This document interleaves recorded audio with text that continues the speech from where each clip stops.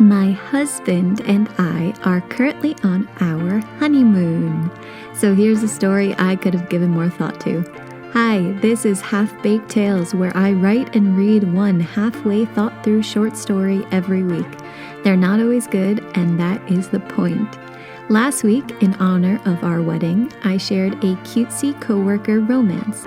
We followed Bethany and Ollie navigating a new culture and navigating some new feelings. This week's episode takes place in a dystopian future. We're following Nidry, a scout from the underground caves stranded in a barren wasteland. The beginning of the story was also posted as the first episode of this podcast, so I'll put info in the description for anyone who wants to skip ahead to part 2. Here we go. This is Half-Baked Tale number 30, Through the Glass is Green. Abandonment by her allies may not have been how Nidry wanted to die, but she definitely knew it was an option. Her fingers dug into the dusty earth in an attempt to keep steady on her knees. Any chance of making it back to the truck before departure depended on her staying vertical, but she'd already lost the ability to stand and couldn't even manage to crawl. Hope of movement was surely lost, but Nidry looked these facts in the eye and continued stubbornly towards her goal: survive. This was always a possibility. She knew the risk, and she would overcome it. The only indication of the direction toward salvation was the compass sewn into her sleeve. The toxic fumes stirred up by dust storms made movement as difficult as visibility, so ensuring your compass was secure before departure was essential. She had directed herself southeast, though she couldn't tell so from the view. The dust storm, which had raged through their party, was ongoing. The strong gusts undid their poorly constructed suits, allowing contaminated air to seep into their lungs and bloodstream. Several of her comrades had fallen, others had turned and ran. There was no shame in it. Better to save a few than to lose everyone. Nidry would have run if she could.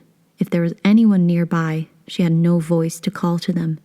She remained focused on the muscles she could control, enacting every inch of strength she developed over her life to not collapse into the barren landscape. Unfortunately, her body shut down on its own, overriding her will. When she woke up, she was frustrated to find herself lying on her side. All that energy exerted for nothing. She supposed she should be grateful for having woken up at all, instead of being found curled up dead when the next scouting team stumbled on her. She had no strength to get up. It was a miracle she hadn't succumbed to death at this point. Unable to move, she shifted her eyes to take in her surroundings. The dust storm had settled, the dark and dusty surface visible again. The expanse of dead land was exactly how she left it, barren and unoccupied. She didn't notice the ringing in her ears until it was broken by a loud thud. Nidry's heart rate quickened. She attempted to use the surge of adrenaline to flip her torso towards the sound, but the effort sent her vision into a dizzying twirl. She steadied herself and utilized her left ear, currently pressed into the ground, to listen for movement. Something was approaching from behind. All Nidry could do was remain still. Whether an ally or not, they'd take her back to the caves. She knew a chance at salvation when she saw it. But the figure that came to loom over her was not dressed in the familiar constructions of the caves. This figure, a person, assumingly, was wearing a bulky suit that shined beneath a light collection of dirt. Its face was shielded and entirely indiscernible.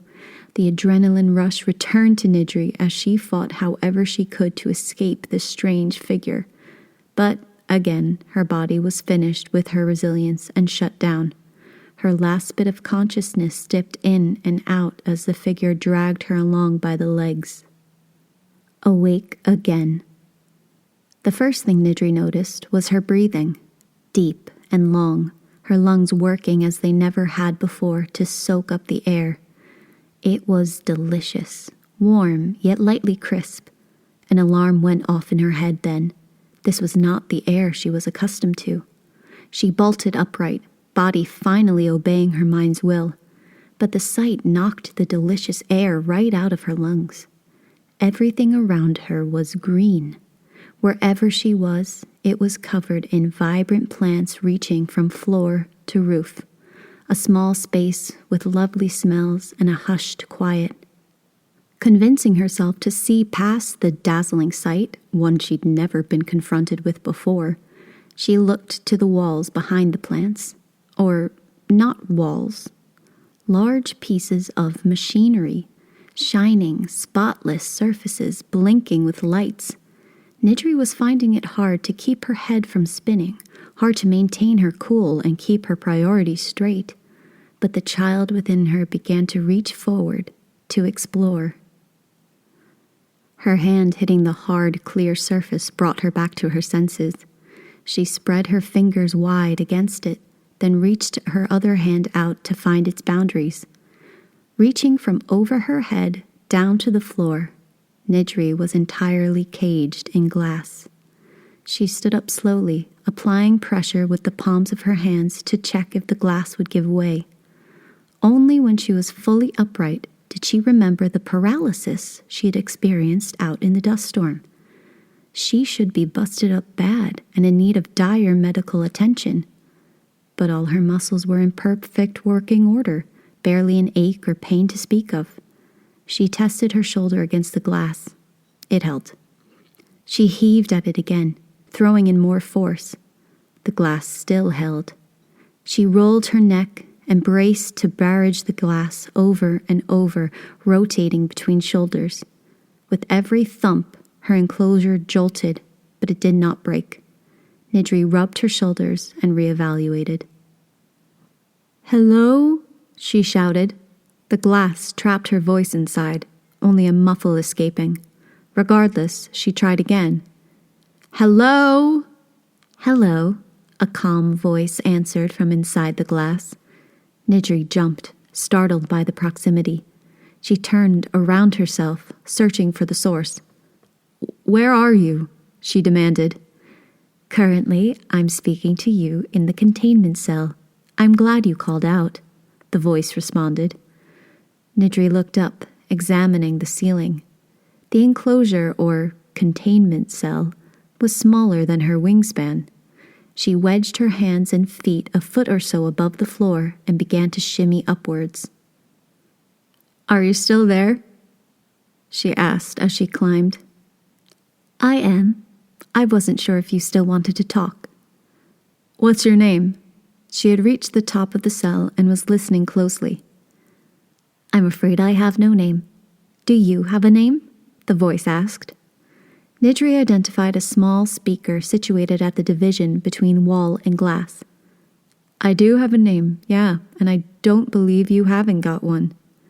She ran her fingers over the grooves in the speaker's surface, waiting for the response. "I wouldn't lie, I can assure you of that.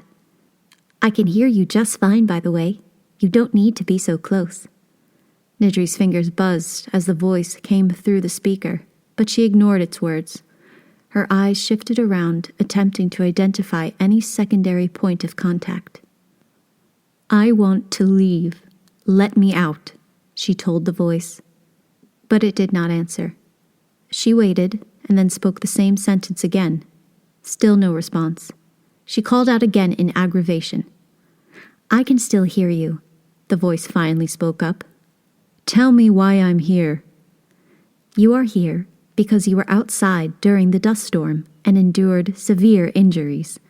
We have the ability to heal you, so we had a moral obligation to take you in." She waited for more, but the voice had finished. She thought for a moment before saying, "Who's we?" That was Half-Baked Tale number 30, Through the Glass is Green, a futuristic dystopian piece. This week is a kind of half episode. I'm recording it 2 weeks early, so you'll be hearing this on or after the 19th of May, but I'm recording it on the 5th of May. I'm pre-recording the next 2 weeks in preparation for our wedding. Yay! At the moment this is being released, my new husband and I will be off on holiday. In celebration, I decided to share an extended version of the very first story I recorded on this podcast. I didn't intend to share more of this story in the Half-Baked Tales series because they're not really half-baked. I did write them in a day, and they're a very messy first draft, but they're part of a much larger narrative that I've been working on for over a year now. But this podcast is not about maintaining strict rules, so here we are. If you enjoyed this podcast, please let me know by commenting, liking, following, and sharing. Half-Baked Tales is great for anyone who loves a bit of chill, low-stakes listening, or is just super imaginative. Thank you so much for listening, and I'll catch you next week.